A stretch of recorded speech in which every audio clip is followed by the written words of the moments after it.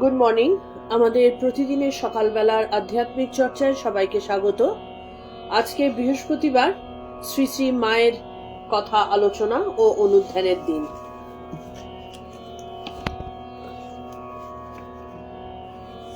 আমরা গতদিন মায়ের কথা যখন আলোচনা করেছিলাম,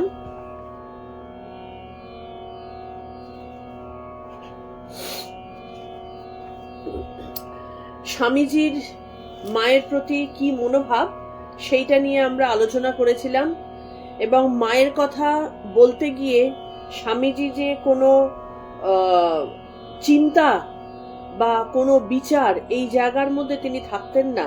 মা মানে মা, এবং সেইখানে তিনি কতটা মানে এই ব্যাপারে নিজেকে সমর্পিত করেছিলেন, হ্যাঁ, সেটা তার প্রত্যেকটা কথাবার্তায় বোঝা যায়। তিনি নিজে বলছেন, মানে তার কথায় ঠাকুরের কথা যদি বা তিনি বিচারের জায়গায় নিয়ে আসতেন, কারণ আমরা জানি ঠাকুরের সাথে তার প্রতি মুহূর্তে তিনি কোশ্চেন আনসারের জায়গায় তিনি রেখেছিলেন। একবারে ঠাকুরকে মানে নিজের গুরুর জায়গায় বা শ্রেষ্ঠত্বের জায়গায় তিনি কিন্তু প্রথমেই নিয়ে আসেননি, কিন্তু মায়ের ক্ষেত্রে এই ব্যাপারটা ছিল না।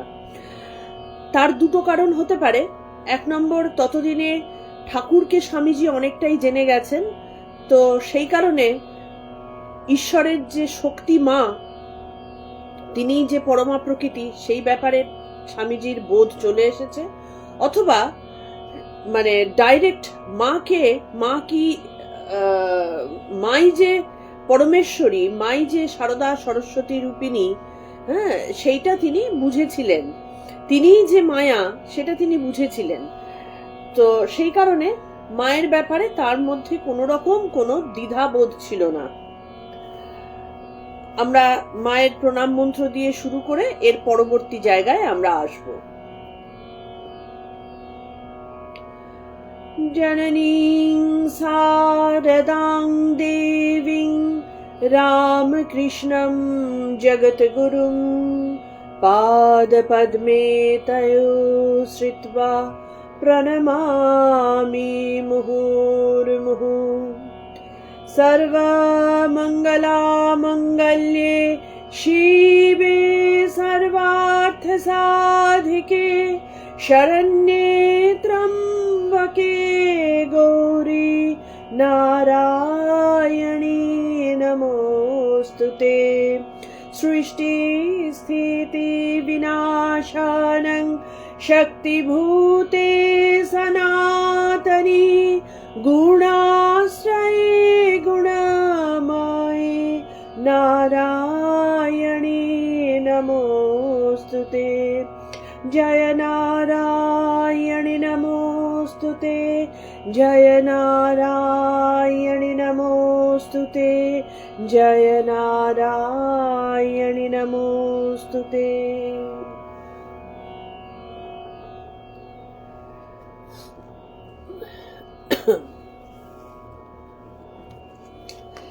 আগের দিনে যেটুকু হয়েছিল, যে স্বামীজি যখন ফেরত এসেছেন বিশ্ব জয় করে, তাঁর শারীরিক অবস্থা মোটেই ভালো ছিল না, এবং চিকিৎসকেরা তাকে সম্পূর্ণ বিশ্রামের পরামর্শ দিয়েছেন। কিন্তু এই যে শ্রী শ্রী মায়ের প্রত্যক্ষ পরিচালনায় স্ত্রী মঠ, মানে ভারতবর্ষে যাতে সেই গার্গী মৈত্রী অপলাদের মতন মানে মহিয়সী নারী আবার পুনরুজ্জীবিত হন, সেই আশায় একটা যে স্ত্রী মঠের প্রয়োজনীয়তা আছে, সেটা স্বামীজির মতন আর কেউ বুঝেছিলেন কিনা আমি জানি না। এবং সেটা যে শ্রী শ্রী মায়ের প্রত্যক্ষ নির্দেশনায় হবে, সেইটা চিন্তায় তিনি মানে নিজেকে পাত করেছিলেন আর কি। এবং সেটা যত বড়ই প্রতিবন্ধকতা আসুক না কেন, সেটা যে তাকে উত্তীর্ণ হতেই হবে, এরকম একটা দৃঢ় মানসিকতা স্বামীজির মনের মধ্যে সব সময় ছিল। সেই কারণে তিনি স্বামী যোগানন্দের সঙ্গে গিরিশ ঘোষের এই প্রসঙ্গে একটা আলোচনা আমরা স্মরণ করতে পারি। এই প্রসঙ্গে আসব যে এই যে স্বামীজির স্ত্রী মঠ প্রতিষ্ঠা, এটা কি স্বামীজি তার নিজের কোনো স্বার্থসিদ্ধির উদ্দেশ্যে করেছিলেন না, কিন্তু স্বামীজি মাকে দেখেছিলেন এবং তিনি বুঝেছিলেন নারী জাতির, আমাদের ভারতবর্ষীয় নারী জাতির মধ্যে যদি সত্যিকারের একটা বিশেষত্ব জাগাতে হয় তাহলে এই শ্রীশ্রীমায়ের মতন আদর্শ নিয়েই তাকে চলতে হবে। এর আগে আমরা পড়েছি, দেখেছি যে শ্রীশ্রীমায়ের আদর্শের মধ্যে কতখানি দৃঢ়তা ছিল, কতখানি বুদ্ধিমত্তা ছিল, কতখানি জীবনযাত্রাকে সুনির্দিষ্টভাবে চালনা করার মতন মানসিকতা ছিল। তাহলে একটা মানুষের সারা জীবন, সে ধরো 80, 82 কি 90 বছর বয়স অব্দিও যদি সে কাটায়, এগুলো ছাড়া আর কিসের দরকার আছে?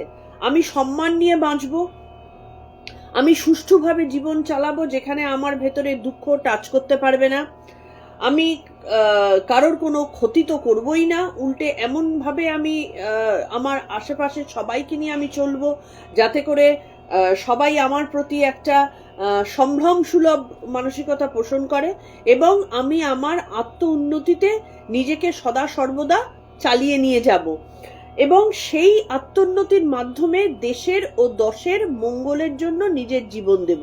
এগুলোই তো একটা মানুষের জীবনে বাঁচার উদ্দেশ্য হতে পারে। অ্যাকচুয়ালি জীবনে বাঁচার উদ্দেশ্যটা কি সেটাই কিন্তু আমরা কেউ ভালো মতো জানি না, এবং যেহেতু মহিলাদের মধ্যে, তৎকালীন মহিলাদের মধ্যে শিক্ষার জায়গা প্রায় 0 হয়ে গিয়েছিল, শিক্ষা ব্যাপারটা ছিলই না, তারা কি জন্যে পৃথিবীতে বাঁচছে এই ব্যাপারটাই কিন্তু তাদের জানা ছিল না। জন্মাচ্ছে কেন, মরছে বা কেন, এদিকে সকলের কাছে ছোটই বা হচ্ছে কেন, কি করলে ছোটর থেকে সম্মানজনক অবস্থা নিয়ে বাঁচতে পারবে, কিছুই তাদের কিন্তু জানা ছিল না। সেখানে ওই রকম একটা গ্রামের থেকে আসা, লেখাপড়া না জানা একজন বালিকা বধূ অবস্থায় তিনি ঠাকুরের কাছে এসেছিলেন, এবং তারপরে তিনি যখন সংঘ জননী রূপে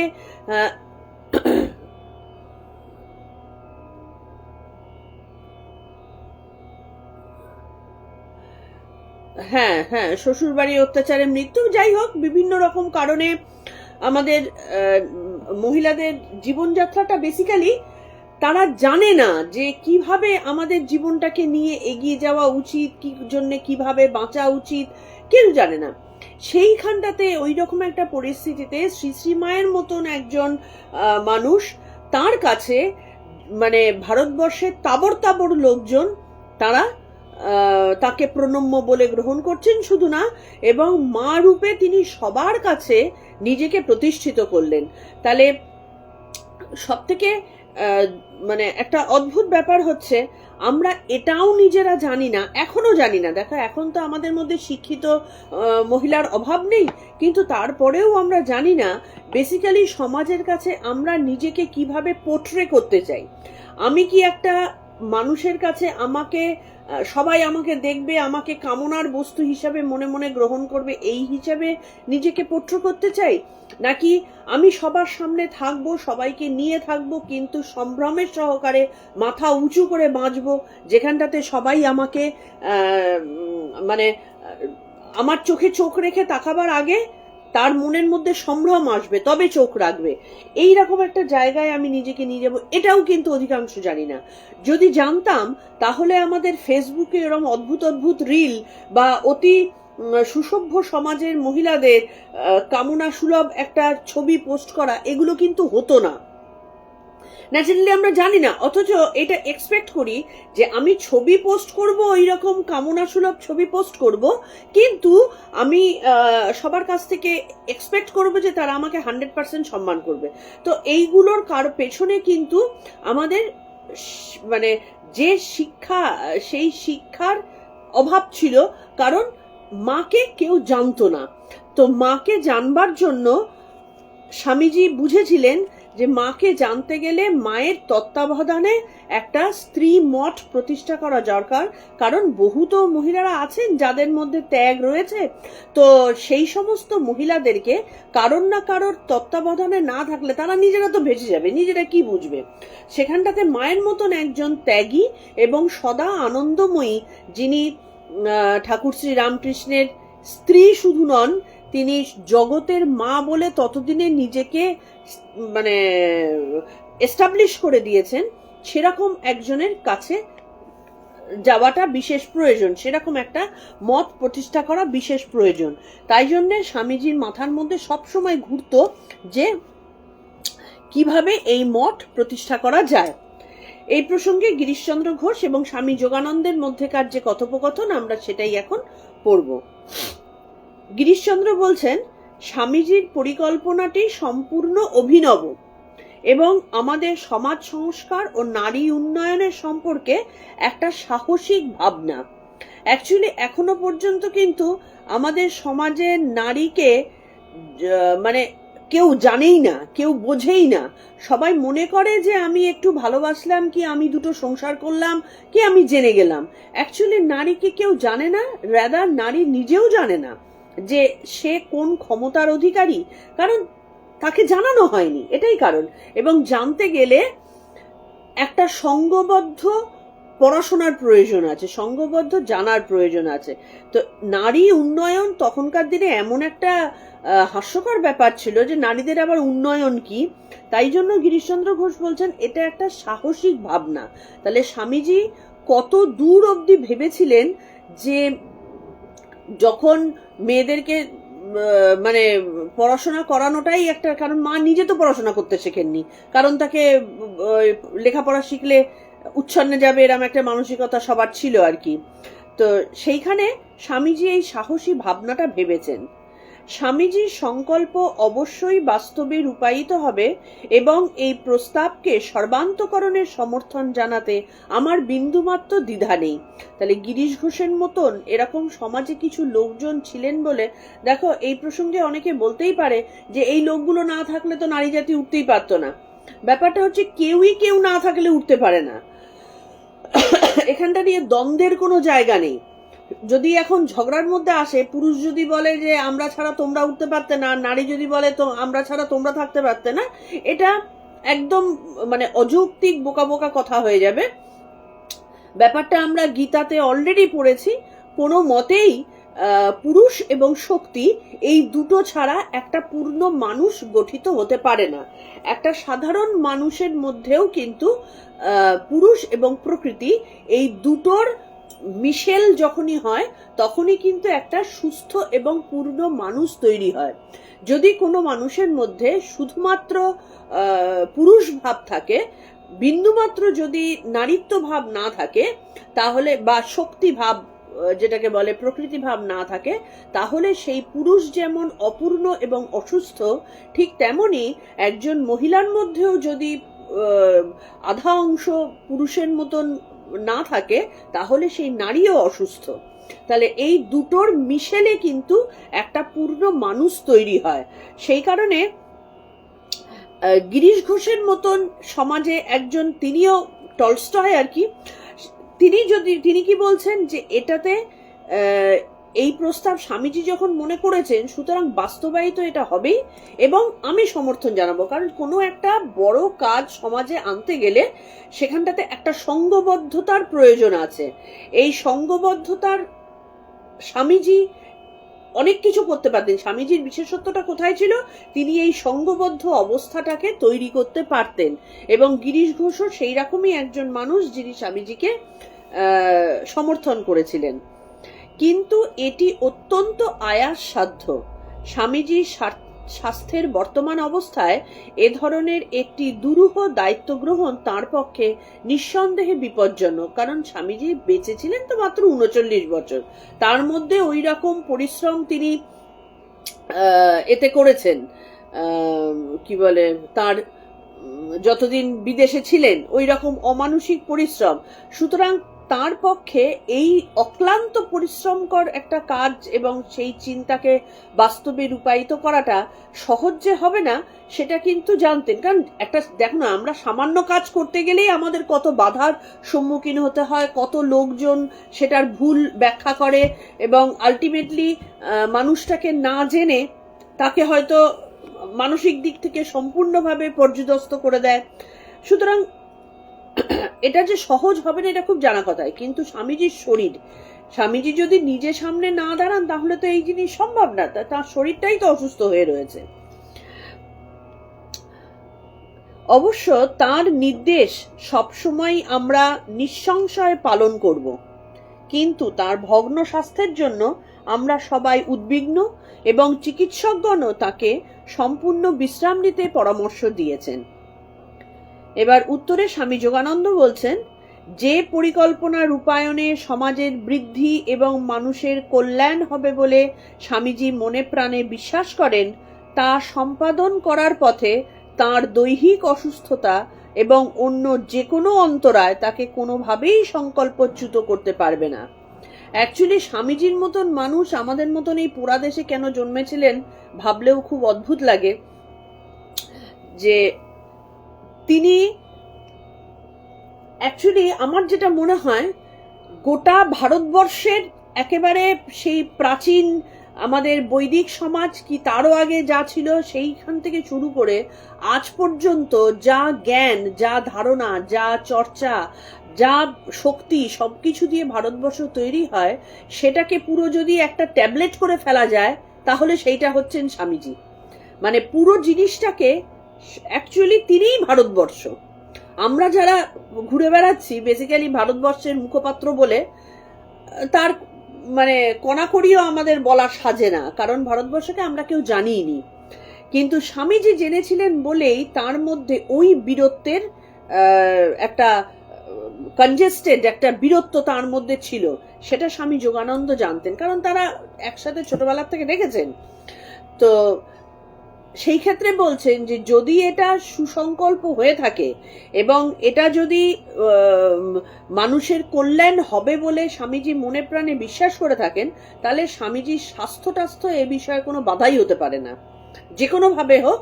তাহলে এটা কতখানি মানসিক জোরের প্রয়োজন, যে স্বামীজি নিজে কিন্তু জানতেন তিনি মাত্র 39 বছর বয়স অব্দি বাঁচবেন, কারণ তার পরিবারের অধিকাংশেরই এরম অল্প বয়সেই তার আর কি মৃত্যু হয়েছে, কিন্তু এবং শারীরিক দিক থেকেও তিনিও ভেঙে পড়েছিলেন। কিন্তু স্বামী যোগানন্দ জানতেন যে কোনোভাবেই এটা অন্যথা হবে না যদি স্বামীজি মনে করে থাকেন। এই অসুস্থ শরীরেও তার মনে এছাড়া আর অন্য কোনো চিন্তার স্থান নেই। আমরা তার শরীর নিয়ে কোনো উদ্বেগ প্রকাশ করলে তিনি হেসে উড়িয়ে দেন। শেষে স্ত্রী মঠ আরম্ভের পরিকল্পনা সম্বন্ধে তাকে বললাম, সমাজের সার্বিক মঙ্গলের জন্য তুমি যা ভালো মনে করো তা নিশ্চয়ই করবে, কিন্তু তোমার কাছে অনুরোধ, মাকে লোক সমক্ষে নিয়ে এসো না। স্বামী যোগানন্দ বলেছিলেন যে মাকে 10 জনের সামনে প্রকাশ করো না। তোমার কি মনে নেই ঠাকুর আমাদের বলেছিলেন তার সম্পর্কে সাধারণের কাছে প্রচার করলে তার শরীর থাকবে না, কারণ এটা কিন্তু খুব বাস্তব সত্যি কথা। খুব দামি জিনিস আমরা যদি বাইরের লোকের কাছে প্রকাশ করি না, এগুলো আমি বহু ক্ষেত্রে নিজেও অনুভব করেছি। খুব দামি জিনিস আমরা মনে করি আনন্দ করে আমাদের ছেলে মানুষিতে 5 জনের কাছে দেখালে সেটা প্রশংসনীয় হবে, কিন্তু ঘটনাটা হচ্ছে খুব দামি জিনিস যদি আমরা বাইরে বার করি সেটা চুরি হয়ে যায়, সেটা নষ্ট হয়ে যায়। সেই জন্য দামি জিনিসকে গোপনে আলমারির মধ্যে আমরা লক অ্যান্ড কি করে রাখি, আরো দামি জিনিস লকারে রেখে আছি, মানে 5 জনের কাছে যাতে সেটা প্রকাশিত না হয়। তাহলে শ্রী শ্রীমা সেই রকমই অতি দামি একজন। সেই প্রসঙ্গে ঠাকুরও বলেছিলেন যে তাকে মানে ঠাকুরকে যদি জনসমক্ষে নিয়ে আসা হয় তাহলে তার আর দেহ থাকবে না, কারণ সাধারণ মানুষের ভেতর থেকে যে প্রবৃত্তিগুলো বেরোয় সেগুলো এইরকম অবতার পুরুষদের গ্রহণ করতে করতে তাদের জীবনী মানে এখানে থাকার যে সময়টা সেই সময়টা ছোট হয়ে যায়। সেই রকমই মা অতি পবিত্রতমা, পবিত্রতা স্বরূপিণ্যই আমরা বলে মাকে প্রণাম জানাই। তাহলে যিনি পবিত্রতা মানে শ্রী শ্রীমা, সেই পবিত্রতাকে যদি আমি জনসমক্ষে আনি তাহলে সেটা বারোয়ারি হয়ে যাবার ভয় পাচ্ছেন। আমার কথা শেষ হতে না হতে স্বামীজি আমাকে অন্তরের সঙ্গে ধন্যবাদ দিয়ে সহাস্যে বললেন, মন্ত্রী, তুই আমাকে সত্যি খুব মূল্যবান একটি পরামর্শ দিয়েছিস এবং ঠিক সময়েই এই প্রসঙ্গে ঠাকুরের কথাগুলি স্মরণ করিয়ে দিয়েছিস। মাকে আমি এসবের মধ্যে আনবো না। তার যেমন ইচ্ছা, যেভাবে ইচ্ছা, তিনি সেভাবেই তার মিশন চরিতার্থ করবেন। তাকে নির্দেশ দেওয়ার আমরা কে?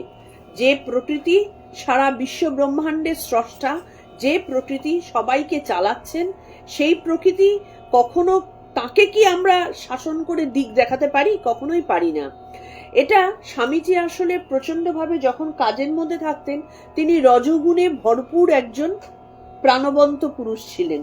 তাহলে এই রজগুণের কারণে তিনি অনেক সময় অনেক কিছু, তার মধ্যে এত বেশি মানে কি বলবো, উদ্বেলতা ছিল যে তিনি অনেক সময় অনেক কিছু চিন্তা করতে, মানে জিনিসকে ইগনোর করে ফেলতেন। তখন তাকে সামাল দেবার জন্য কাউকে না কাউকে দরকার হতো। স্বামী যোগানন্দ সেই কাজটা করেছিলেন আর কি। কারণ স্বামীজি চেয়েছিলেন মাকে সামনে দাঁড় করিয়ে তার পেছনে এই সমস্ত ভারতের সমস্ত নারী জাতিকে এগিয়ে নিয়ে আসতে, কিন্তু এটাতে যে মায়ের ক্ষতি হয়ে যেতে পারত, এইটা তখন স্বামীজি চিন্তার মধ্যে আনেননি। এটাতে মুশকিলটা হচ্ছে এখনকার সাথে তখনকার সমাজের পার্থক্য।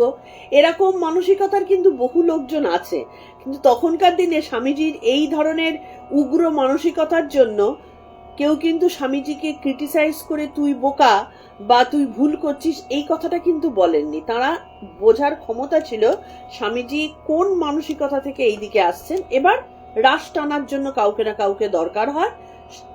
স্বামীজির গুরু ভাইরা সেই দায়িত্ব নিয়েছেন। এখনকার দিনে হলে বোকা ছাড়া আর কিছু বলতো না। এবং স্বামীজি বলছেন যে তার যেমন ইচ্ছা তেমন ভাবে তিনি চালাবেন, এবং এটাই কিন্তু হয়, যে কারণে গান রয়েছে, ইচ্ছাময়ী তারা তুমি, তোমার কর্ম তুমি করো মা, লোকে বলে করি আমি। তার যেটা ইচ্ছা হবে তার বাইরে কিন্তু কিচ্ছুটি করা সম্ভব নয়। আমরা মনে মনে ভাবি অনেক কিছু আমি করলাম, কিন্তু জীবনের প্রত্যেকটা ঘটনা, প্রত্যেকটা চোখের পলক পড়াটা পর্যন্ত তার ইচ্ছাতেই হয়। না হলে খেয়াল করে দেখো, আজকে বেশ সুন্দর চোখের পাতা ফেলতে ফেলতে এই মুহূর্তে যদি আমার প্রাণটা বেরিয়ে যায়, আমার চোখের পাতা কিন্তু সেই স্ট্যান্ড স্টিল থেকে যাবে, পাতা ফেলারও ক্ষমতা তখন আমার থাকবে না। তাহলে সেই আমিটা কে, যার কোনো ক্ষমতাই নেই? তাহলে সেটাই স্বামীজি বলছেন যে তার ইচ্ছায় যা হবে সেটাই সবকিছু হবে, বরং তার আশীর্বাদেই আমরা সবকিছু সম্পন্ন করতে পারি।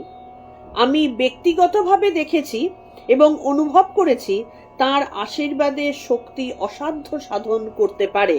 কারণ এটা আমরা আগে পড়েছিলাম, স্বামীজি বিদেশ যাওয়ার আগে তিনি সমস্ত কিছু রেডি হয়ে যাওয়ার পরেও যতক্ষণ না মায়ের আশীর্বাদ পাচ্ছিলেন তিনি কিন্তু দোনামোনা করছিলেন, তিনি যেতে দ্বিধাবোধ করছিলেন।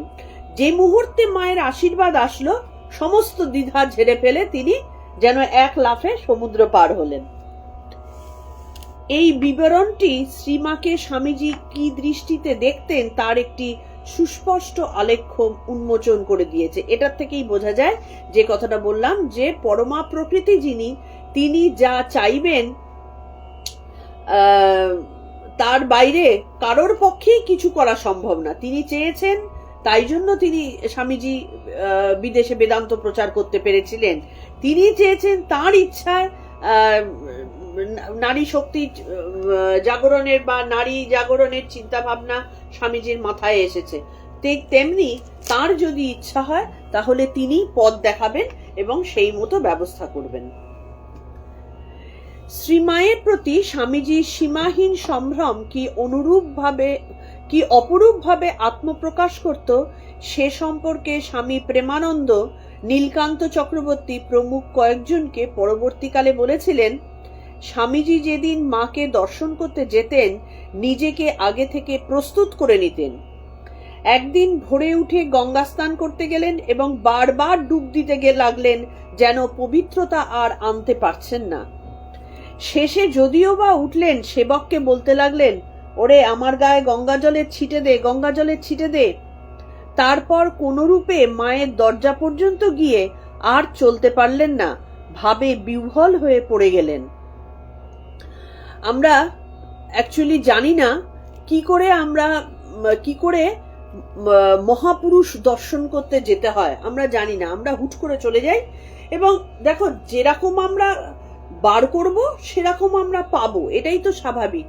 তো আমরা মহাপুরুষকে চিনতে পারি না। মহাপুরুষ কি ভারতবর্ষ থেকে উড়ে গেছেন? জাননি, কিন্তু আছেন, কিন্তু আমরা চিনতে পারি না, কারণ আমাদের অজ্ঞতা এবং আমাদের সেই নিষ্ঠার অভাব, আমাদের সেই ভক্তির অভাব।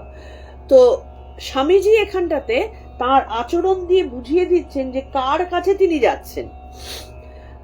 আমরা প্রথম কথা হচ্ছে যে এমন বহু মহীয়সী নারী বা মহান পুরুষ রয়েছেন যাদেরকে আমরা অত্যন্ত তাচ্ছিল্যের চোখে তাদের সাথে ব্যবহার করি, কারণ ওই যে বললাম আমাদের মধ্যে সম্মানের খুব অভাব হয়ে গেছে, আমরা সম্মানকে না দেখতে পাই না সেটা করি।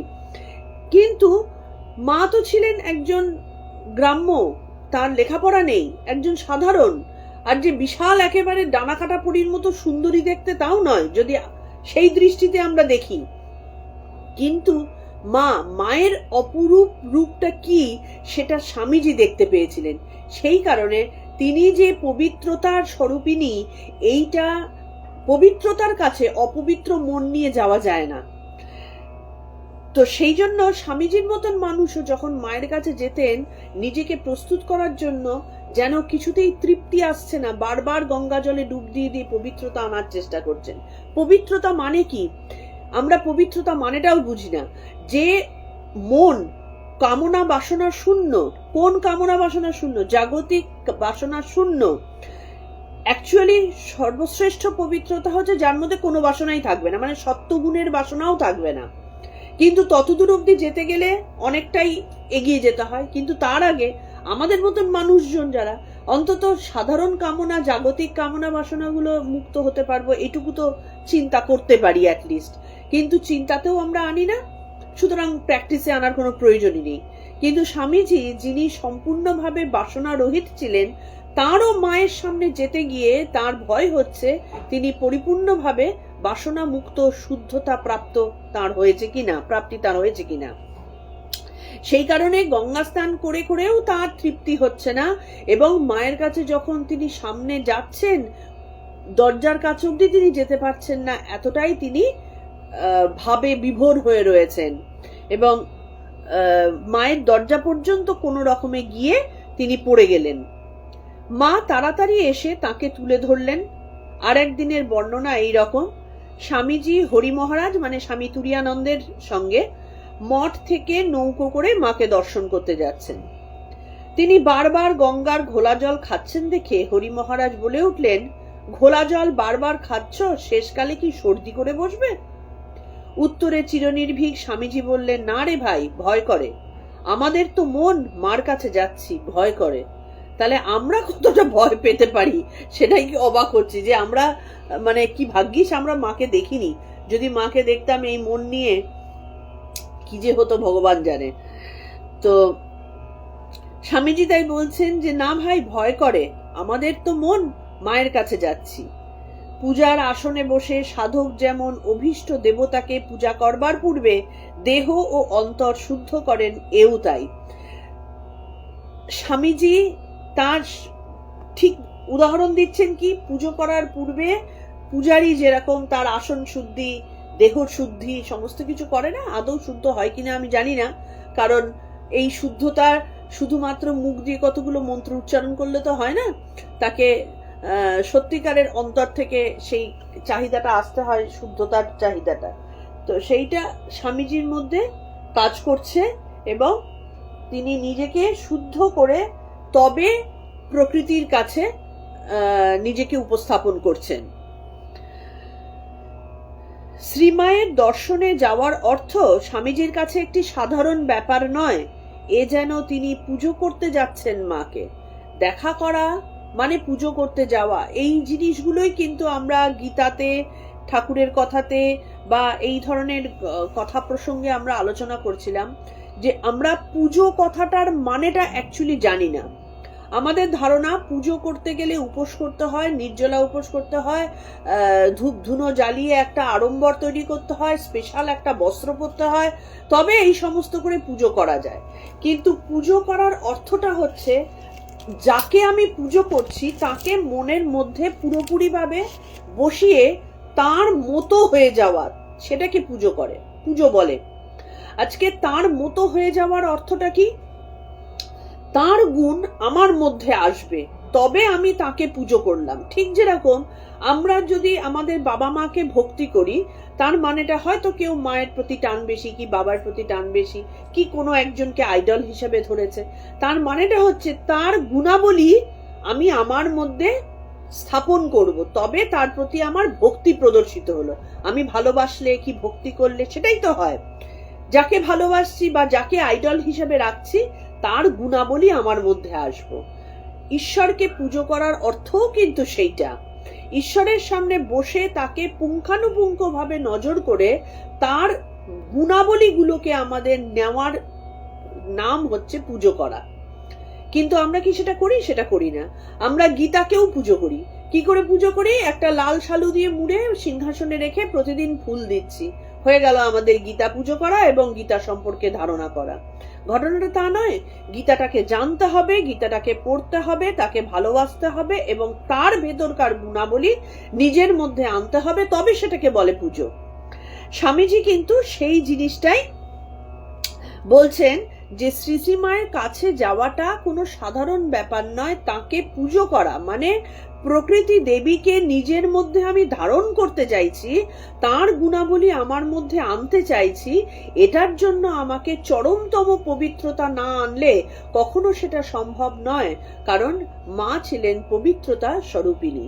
তো তাকে আমার ভেতরে ধারণ করবার জন্য, মানে স্বামীজির ভেতরে ধারণ করবার জন্য স্বামীজি সব সময় তটস্থ থাকতেন, যে কোনোভাবে যেন বিন্দুমাত্র কলঙ্ক আমাদের মনের ভেতরে, তার মনের ভেতরে স্থান না পায়, যাতে সেই পবিত্রতা স্বরূপিণীকে তিনি ধারণ না করতে পারেন। তাই জন্য শ্রী শ্রী মায়ের কাছে যাওয়া স্বামীজির কাছে পবিত্রতম তীর্থ পরিক্রমায় যাওয়ার সমতুল। তাই তাকে দর্শন করতে যাওয়ার আগে নিজেকে সেভাবে প্রস্তুত করতেন। আমরা করি কি কোনো মহাপুরুষের দর্শন করতে গেলে? এমনকি বেলুড়েও তো বহুজন বেড়াতে যাই, হ্যাঁ, গঙ্গার ধারে বসে চাই, একটু ওই আরতি স্তবটা শুনতে চাই, শুনে টুনে আবার চলে আসি। কিন্তু আমরা কি জানি যে বেলুড়ের মতন একটা জায়গা, যেখানটাতে স্বামীজি নিজে সেটাকে স্থাপন করেছেন, যেখানে ঠাকুরের আত্মারামের সেই কৌটো রাখা রয়েছে, সেই স্থান মাহাত্ম্যটা কি, সেটা কখনো কি আমরা চিন্তা করে বেলুড়ে পা দিই না? কিন্তু খুব রেয়ার কিছু লোকজন হয়তো যান এবং তারাই বেলুড়ে যাওয়ার অ্যাকচুয়াল পুণ্য অর্জন করতে পারেন। বাদবাকি গিয়ে গান শুনে কোনো লাভ হয় না। মাতা পুত্রের অতি গভীর স্নেহ ও ভালোবাসার আর এক ধরনের অনবদ্য মর্মস্পর্শী একটি চিত্র বলরাম বাবুর এক ভ্রাতুষ্পুত্রের স্মৃতিচারণ উদ্ধার করে উপহার দিয়েছেন স্বামী নির্লেপানন্দ।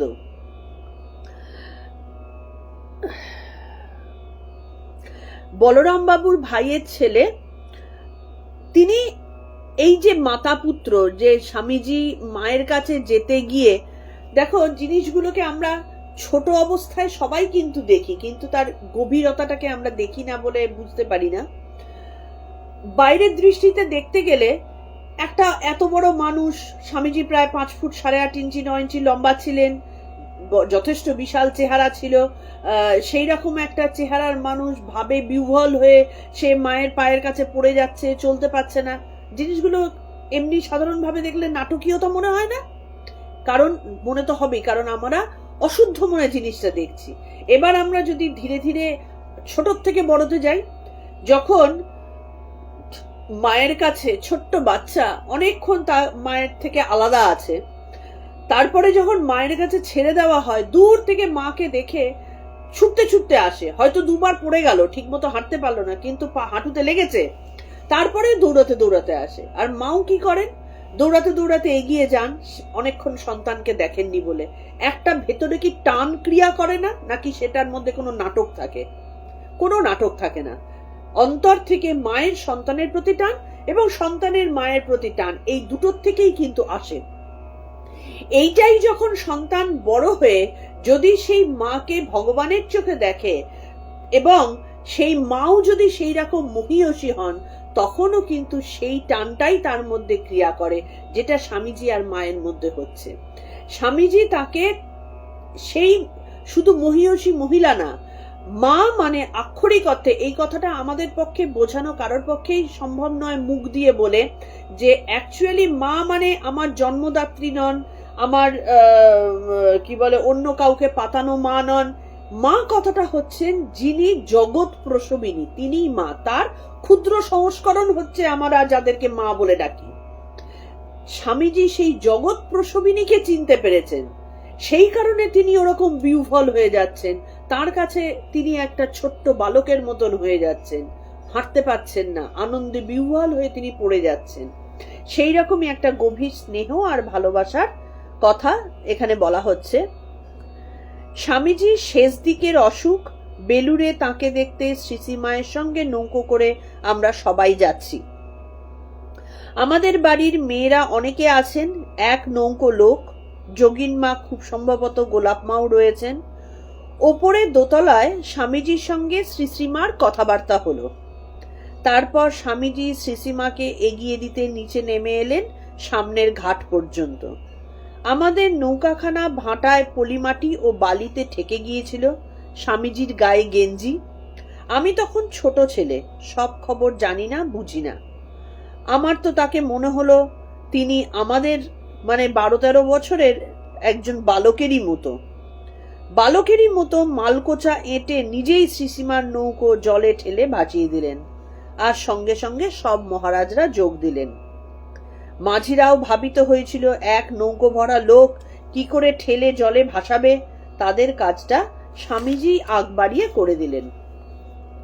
আরো মনে হচ্ছে যেন স্বামীজি শেষমেশ জয় শ্রী গুরু মহারাজ জি কি জয় বা ওরূপ কিছু একটা জয় শ্রী মহামাই কি জয় বলে নৌকো ঠেলে দিলেন।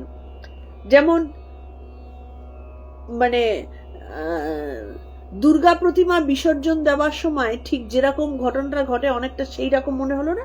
স্বামীজি মায়ের কাছে যখন এসেছেন, একটা বাচ্চা ছেলে, 12-13 বছরের ছেলে, তার জবানবন্দিতে আমরা শুনছি, স্বামীজি তো তখন বাচ্চা ছেলে না, তিনি তখন সারা বিদেশ জয় করে এসেছেন, কিন্তু তারপরেও স্বামীজি যেরকম ভাবে মালকোচা মেরে নৌকো ঠেলে মায়ের এগিয়ে দিলেন, ঠিক সেই 12-13 বছরের বাচ্চাটারও মনে হয়েছিল যে আমাদেরই বয়সী হবে বোধহয়। তাহলে স্বামীজি অন্তর থেকে কতটা ছেলে মানুষ হয়ে যেতেন মায়ের সামনে। আরো একটি ঘটনার বিবরণ এই প্রসঙ্গে দেওয়া যেতে পারে।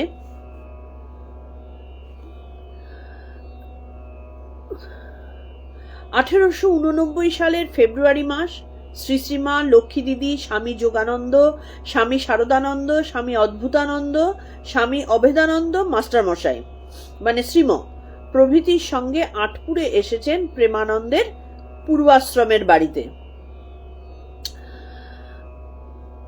স্বামীজি তখন সেখানেই ছিলেন। শ্রীশ্রীমাকে দেখেই স্বামীজি ঠিক যেন একটি শিশুতে রূপান্তরিত হয়ে গেলেন।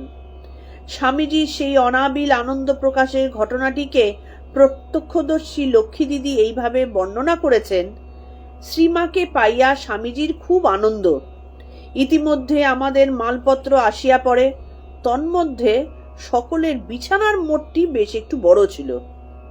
উহা নামানো মাত্র স্বামীজি আনন্দ ভরে বালকের ন্যায় উহাকে ঘোড়া করিয়া উঠিয়া বসিলেন এবং হেট হেট করিয়া অঙ্গভঙ্গি সহ যেন দৌড়াইতে লাগিলেন। শ্রীমাও ছেলের আনন্দ দেখিয়া হাসিতেছেন ও আনন্দ করিতেছেন। আমরা এগুলো কল্পনা করতে পারি কি? স্বামীজির মতন একটা সেই রকম বিশাল পুরুষ, তিনি একটা ওটাকে কি বলে হোল্ডল বলতো বোধহয়, সেই হোল্ডলের ওপর বসে তিনি ঘোড়া বানিয়ে সেটাকে হ্যাট হ্যাট করছেন। এগুলো না আমাদের খুব ক্লামজি চোখ, তো আমাদের শুদ্ধ চোখ নয়, ওই জন্য এরকম মনের মধ্যে একটা বড় মানুষের এই খোকা খোকা ভাব, এই জিনিসটা আমরা দেখে বুঝতে পারি না। কিন্তু একটা জিনিস তোমরা যারা এখানে প্রত্যেকে শুনছো বা শুনবে, একটা প্রত্যেকে স্বীকার তো করতে পারো যে আমাদের প্রত্যেকের মধ্যে, প্রতিটা মানুষের মধ্যে, সেটা 12 বছরের হোক, 50 বছরের হোক, 52 বছরের হোক, কি সে 80 বছরের হোক, সবার মধ্যে একটা শিশু লুকিয়ে থাকে, একটা ছোট্ট শিশুত্ব সবার মধ্যে থাকে, যে শিশু যেমন অভিমান করা, হ্যাঁ, বা ছোট ছোট বিষয়ে আনন্দ করা, সরলতা, বা হই হই করা, এই যে একটা মানে একটা আনন্দময় পরিবেশ, এগুলো তো শিশুত্বের পরিচয়। তো এই শিশুত্বটা আমাদের সবার মধ্যে থাকে, কিন্তু আমাদের বাইরের প্রকৃতির কারণে, বাইরের অবস্থার কারণে আমরা সেই শিশুত্বটাকে ধামাচাপা দিয়ে রাখি, এবং যাদের মধ্যে সেই ছেলে মানুষিটা একটু বেশি প্রকাশিত তাদেরকে আমরা পাগল বলি, না হলে বোকা বলি, না হলে হেলে বলি, বিভিন্ন রকম বাজে আখ্যা দিই আর কি। কিন্তু এই শিশুত্বটাই কিন্তু ঈশ্বর, এই শিশুত্বটাই কিন্তু আসল ঈশ্বরের কাছে যাবার উপযোগী। সেটা আমরা দেখতে পাই না, আমাদের দুর্বল চোখ, দুর্বল মানসিকতা এবং অশুদ্ধ মন বলে বাইরের চামড়াটা মোটা হয়ে গেছে, শিশুটাকে আমরা দাবিয়ে দিই বিভিন্ন রকম ভাবে। সেই শিশুত্বের যে আনন্দময় চিন্তা ভাবনা, সেটাকে আমরা দাবিয়ে দিই।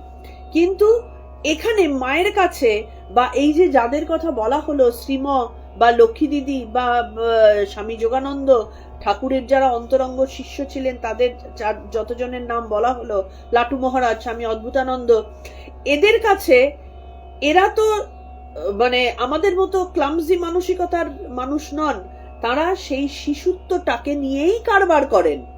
ঠাকুর নিজে বালক স্বভাব ছিলেন না, আজকে পরনের কাপড় খুলে যাচ্ছে, কি কথাবার্তা বলছেন যখন বালকের মতন, কিন্তু আমরা যদি আমাদের দৃষ্টিতে দেখি, তিনি কি বালক ছিলেন? ছিলেন না তো, কিন্তু তার অন্তর ছিল সেই ছেলে মানসিকতায় পূর্ণ। সেই রকম স্বামীজি বাইরে যাই করুন না কেন, মায়ের কাছে যেই এলেন তিনি মা, ব্যাস, মায়ের সাথে আমার সম্পর্কটা সেই ছেলে মানুষের সন্তান এবং মায়ের সম্পর্ক, বয়সের কোনো এখানটাতে কারবার নেই। তাই স্বামীজি ছেলে মানুষ হয়ে গেলেন, এবং ছেলে মানুষই করে তিনি একটা বাচ্চা ছেলের মতন হোল্ডলে উঠে তিনি ঘোড়া বানিয়ে হ্যাট হ্যাট করে খেলা করছেন, তাতে সবাই আনন্দ করছেন, কেউ তাকে ক্রিটিসাইজ করছেন না। শ্রীমা স্বামীজির গান শুনতে ভালোবাসতেন।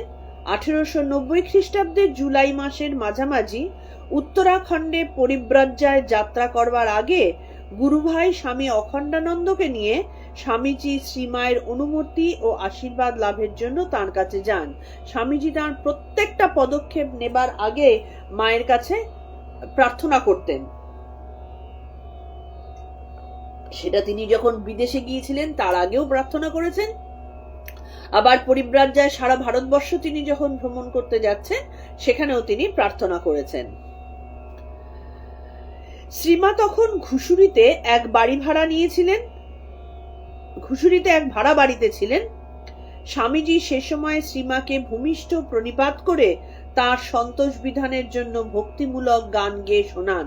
মা তিনি যে আমাদের মতন মোহময়ী মা না, মানে আমাদের মা হচ্ছেন মোহে অন্ধ, সেই কারণে মায়ের সাথে ছেলে মেয়ের সম্পর্কটা একটা সময়ের পরে, জন্মদাত্রী মা যিনি আমাদের, একটা সময়ের পরে কিন্তু শেষ হয়ে যায়। কিন্তু এই মা তিনি জগদ্ধাত্রী মা, তার সাথে সম্পর্ক চিরকালীন।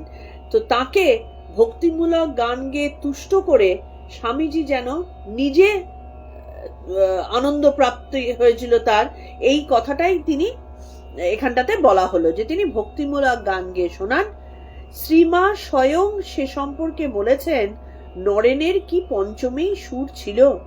আমেরিকা যাবার আগে আমাকে গান শুনিয়ে গেল ঘুষুরির বাড়িতে, বলেছিল মা যদি মানুষ হয়ে ফিরতে পারি তবেই আবার আসবো, নতুবা ওই। স্বামীজি বলছেন যদি মানুষ হয়ে ফিরতে পারি, আর আমরা মানুষ বলে কত লাফালাফি করি, কিন্তু কোনোদিন কোনো সময় অন্যকে বিচার না করে একা যখন আছি, কোনোদিন আমাদের মধ্যে কেউ কি বুক বাজিয়ে বলতে পারবে যে আমরা নিজেদেরকে বিচার করে বলেছি যে আমরা সত্যিকারের মানুষ হয়েছি কিনা, মানুষের কটা গুণ আমরা ধারণ করে আছি। এই রকম চেহারার, ওখানে কপাল থাকবে, এখানে দুটো চোখ থাকবে, দুটো হাত থাকবে, পা থাকবে, এই রকম একটা চেহারার হলেই মানুষ হয়ে যায় না। আমরা মনে করি আমরা মানুষ, কিন্তু মানুষের যে গুণাবলী, যেমন আমি যদি একটা আটা দিয়ে কি ওই প্লেডো দিয়ে একটা মানুষের চেহারার একটা পুতুল গড়ি, কিন্তু তার মধ্যে না আছে প্রাণ, না আছে মানুষের কিছু, সে যেমন মানুষ হয়ে যায় না, ঠিক তেমনি মানুষের মতো আকৃতি থাকলেই সে মানুষ হয়ে যায় না, তার গুণগুলো তার মধ্যে থাকতে হয়। তো সেইটা আমরা কি কোনোদিনও চিন্তা করে দেখেছি যে আমরা মানুষ মানুষ বলে যে বড়াই করি, তার কটা গুণ আমাদের মধ্যে আছে? খুব কম লোকই আছে করে, মানে এটা করে থাকে। তো স্বামীজির মতন সত্যিকারের মানুষ, যিনি কি বলবো, মানে মানুষ সমাজের অহংকার, যে মানুষ বলতে গেলে একেই বলতে হয়, তাহলে তিনিও বলছেন যে যদি মানুষ হয়ে ফিরতে পারি, তার মানে তার মধ্যে আরো কিছু গুণাবলীর কমতি আছে বলে তিনি মনে করছেন। কারণ মানুষের যখন এই শরীর ধারণ করে জন্ম হয়, অবশ্যই তার মধ্যে কিছু কমতি থাকে, মানে কমতি বলতে আমি বলতে চাইছি কিছু গুণের প্রভাব থাকে। ঠিক যেরকম সোনাকে শুধুমাত্র সেই খাঁটি সোনা দিয়ে একটা গয়না তৈরি করা যায় না, তার মধ্যে কিছুটা খাদ মেশাতে হয়, ঠিক তেমনি মানুষের জীবন যখনই একটা অবয়ব নেয়, একটা মানুষ রূপে যখন পৃথিবীতে আসে, তার মধ্যে কিছু না কিছু খাদ থাকে। স্বামীজি সেই খাদ দূর করে সত্যিকারের মানুষ, যার মধ্যে কিচ্ছু খাদ থাকবে না, সেই জায়গায় পৌঁছতে চাইছেন।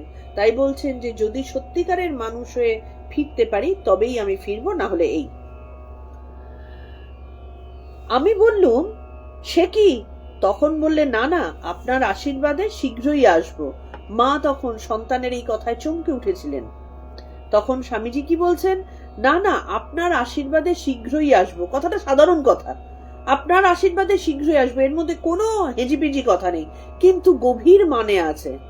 আপনার আশীর্বাদে আমি শীঘ্রই আসবো, তার আগে স্বামীজি বলেছেন মানুষ না হলে ফিরবো না, তার মানে আপনার আশীর্বাদে আমি পূর্ণ মানুষ হয়ে শীঘ্রই ফিরবো। অন্য একটি সূত্রে জানা যায় যে শ্রীমা স্বামীজিকে এই সময় জিজ্ঞেস করেছিলেন, বাবা তোমার মাকে দেখে যাবে না? মানে তখনও স্বামীজির মা তো জীবিত ছিলেন। স্বামীজি উত্তর দিয়েছিলেন, মা আপনিই আমার একমাত্র মা। এই একমাত্র মা কথাটি বিশেষ তাৎপর্যপূর্ণ। একমাত্র মা, বাদবাকি হচ্ছেন অংশ, যেটা বললাম, যিনি জগৎ প্রসবিনী, পূর্ণ জগৎ যার উম্বের মধ্যে প্রতিষ্ঠিত, তিনি ছাড়া আর কেউ কি মা হতে পারেন? বাকিটা তো খণ্ড। স্বামীজি সেইটা বুঝতে পেরেছিলেন যে পূর্ণ জগৎকে যিনি ধারণ করে রয়েছেন, সেই জগৎধাত্রী মা হচ্ছেন এই শ্রী শ্রীমা। তাই আমার একমাত্র মা, এই বোধটা তো আমাদের আসেনি, সেই কারণে আমরা আমাদের অবশ্যই জন্মদাত্রী মাকে ভালোবাসা দেব, সম্মান দেব, আদর দেব, কিন্তু আসল মাকে আমরা ভুলে যাই। এইটাই হচ্ছে গন্ডগোল। আমরা মায়ের ভেতরে সেই স্নেহময়ী মমতাময়ীকেই দেখতে চাই, সেই মোহময়ীকেই দেখতে চাই, তাকেই আমরা ভাবি মা। কিন্তু এই যে আমার জন্মদাত্রী মায়ের ভেতরেও যে অরিজিনাল মা রয়েছেন, মাতৃত্ব রয়েছেন, সেইটা সুপ্ত অবস্থায় রয়েছেন, সেই মা শ্রীশ্রীমা, যিনি সুপ্তর থেকে জাগরিত হয়ে রয়েছেন, তিনিই শ্রীশ্রীমা। তাই বলছেন যে আপনি আমার একমাত্র মা। 1897 খ্রিস্টাব্দে রামকৃষ্ণ মিশন প্রতিষ্ঠার পরে মিশনের সাপ্তাহিক সভা সাধারণত বলরাম মন্দিরে রবিবার সন্ধ্যায় অনুষ্ঠিত হতো।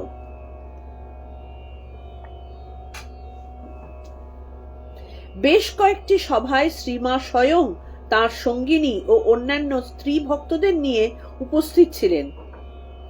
বিশেষ করে শ্রীমা উপস্থিত থাকলে তার আনন্দ বিধানের জন্য স্বামীজি গানের পর গান গাইতেন। শ্রীমায়ের উপস্থিতি স্বামীজির হৃদয়ে যে আনন্দের হিল্লোল তুলত, তার পরিচয় পাই এই নিচের ঘটনাটি থেকেও। এটা বলে আমরা আজকের পাঠ শেষ করব। একবার শ্যামা পূজার দিনে শ্রীমা বেলুর মঠে এসেছেন। এসে ঠাকুর ঘরে গিয়ে আত্মারামের পুজোয় বসেছেন।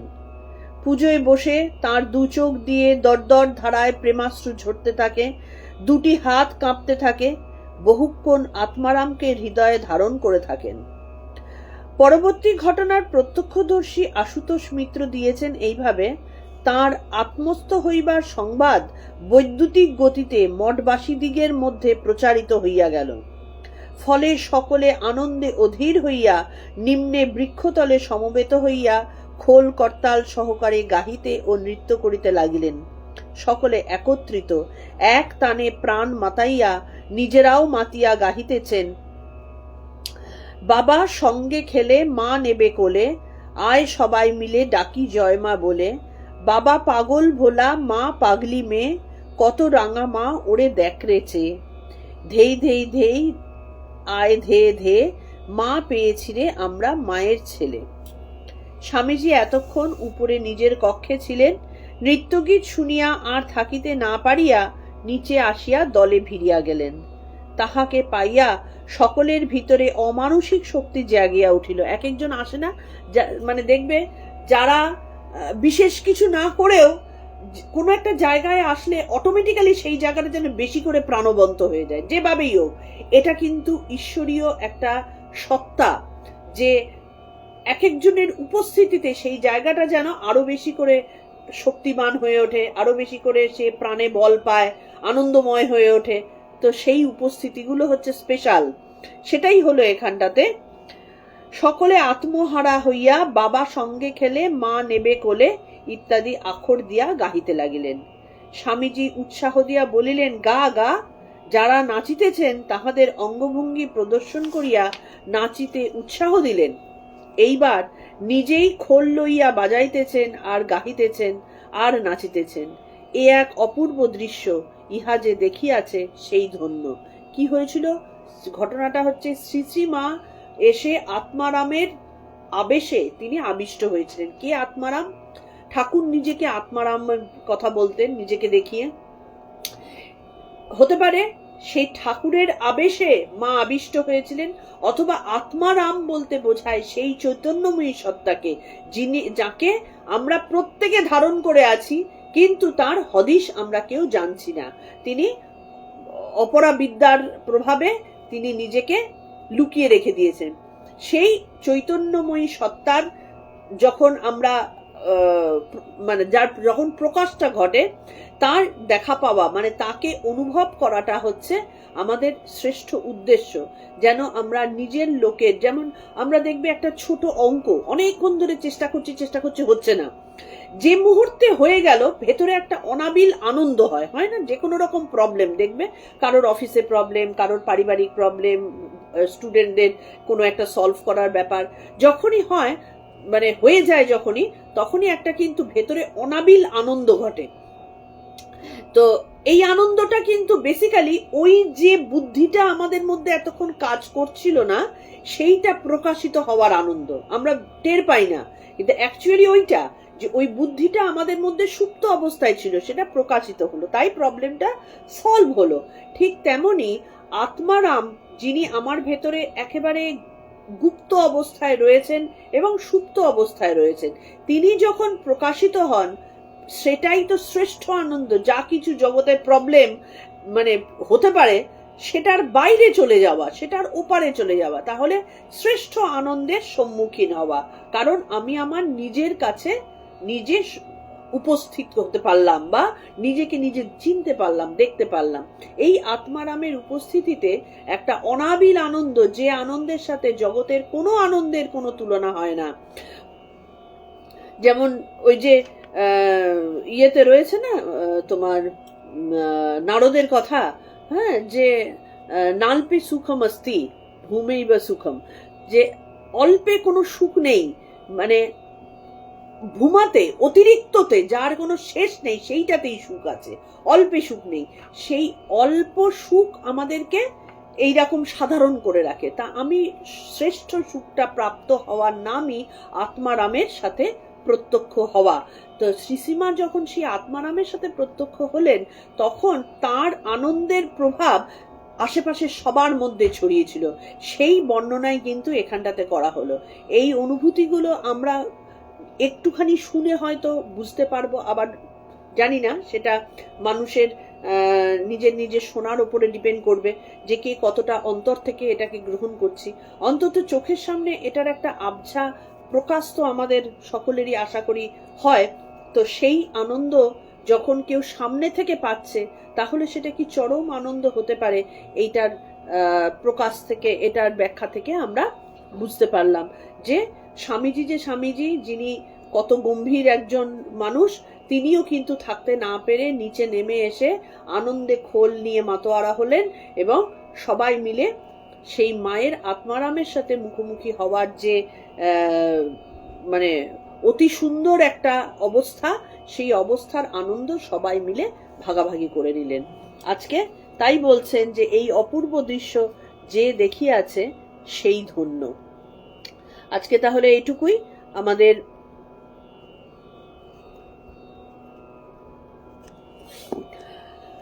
আজকের মতন এই মায়ের প্রসঙ্গ আলোচনা আমরা শেষ করলাম। আগামী দিনেও আমরা মায়ের প্রসঙ্গ আলোচনাতেই থাকবো। সোম মঙ্গল বুধ আমাদের কিছু আমার নিজের পার্সোনাল কাজের জন্য আমাদের গীতা চর্চার বন্ধ ছিল। তো সবাইকে জানানোর জন্য আমি বলে দিই যে আমাদের সোম মঙ্গল বুধ প্রতিদিন গীতা চর্চা চলে। এখন চলছে গীতা সপ্তম অধ্যায়, এবং বৃহস্পতি শুক্র আমাদের শ্রী শ্রী মায়ের কথা আলোচনা, শনি রবি ঠাকুরের কথামৃত পাঠ ও আলোচনার মধ্যে দিয়ে আমরা সকালবেলা এই 8:30টার সময় আমরা প্রতিদিন সবাই জমায়েত হই। যারা পারছো না তারা পরবর্তী সময়ে শুনো, কিন্তু সবাইকে রিকোয়েস্ট করব যে প্রতিদিন এই আলোচনার মধ্যে থেকো, কারণ অনেকের কাছ থেকেই শুনি যে কিভাবে ধ্যান হবে, কি করে মন শান্ত হবে। ঘটনাটা হচ্ছে ধ্যানে বসলেই ধ্যান হয় না। ধ্যানে তৈরি করার জন্য আমরা ভাবি ধ্যান করলে মন শান্ত হবে, কিন্তু কথাটা ঠিক তার উল্টো। মন শান্ত থাকলে ধ্যান হয়। মন শান্ত করার উপায়টা কি? এই ধরনের শাস্ত্র পাঠ, এই ধরনের মানে ঠাকুর মা বা যার যেরকম ইষ্ট রয়েছেন তাদের কথা চিন্তা করা, শাস্ত্রর কথা চিন্তা করা, এই ধরনের চিন্তা করতে করতে ধীরে ধীরে যখন আমাদের মন সম্পূর্ণভাবে পবিত্র হয়ে যায়, মানে কামনা শূন্য হয়ে যায়, তখনই একমাত্র ধ্যান হয়। ধ্যান কখনো কেউ করে না, ধ্যান হয়ে যায়। এবং ধ্যান হয়ে যায় তখনই যখন মন শান্ত হয়ে মন শান্ত হয়। এবার মন শান্ত হয় তখনই যখন পূর্ণরূপে পবিত্রতা আসে, এবং পূর্ণরূপে পবিত্রতার মানে হচ্ছে কামনা শূন্য মন। সেটা একদিনে হবার নয়। সেই কারণে প্রতিদিন অভ্যাস করতে করতে করতে আমাদের মধ্যে সেই শান্ত ভাব, সেই আনন্দ ভাব, এবং শান্ত ভাব আসলেই আনন্দ ভাব আসে, সেই শান্ত ভাব এসে উপস্থিত হয়। তাই সবার কাছে রিকোয়েস্ট, সবাই সবার জীবনে অনেক রকম ঝামেলায় হয়তো জড়িয়ে থাকে, অনেক রকম অসুবিধায় হয়তো নিজেকে ব্যস্ত রাখতে হয়, কিন্তু 1 ঘন্টা নিজের জন্য সকালবেলা ব্যয় করো। দেখো 3 মাস টানা যদি তোমরা শোনো, সবাইকে আমি বলি 3 মাস টানা এই চর্চা করলে জীবন অন্যরকম হতে বাধ্য। এবং সবাই যদি জীবন অন্যরকম করে ফেলতে পারে, তাহলে আমাদের জীবনে এই রকম আনন্দেরই কিন্তু প্রকাশ ঘটবে, কারণ সবাই তো একই রকম মানসিকতার হয়ে যাবে। আজকে এটুকুই। আমরা পরের দিনের নোটিশের জন্য আবার তোমরা অপেক্ষা করো। ঠাকুরমা স্বামীজির পায়ে আমার আলুণ্ঠিত প্রণাম জানিয়ে আজকের মতো আমাদের পাঠ শেষ হচ্ছে। আগামী দিনের নোটিশের জন্য অপেক্ষা করো।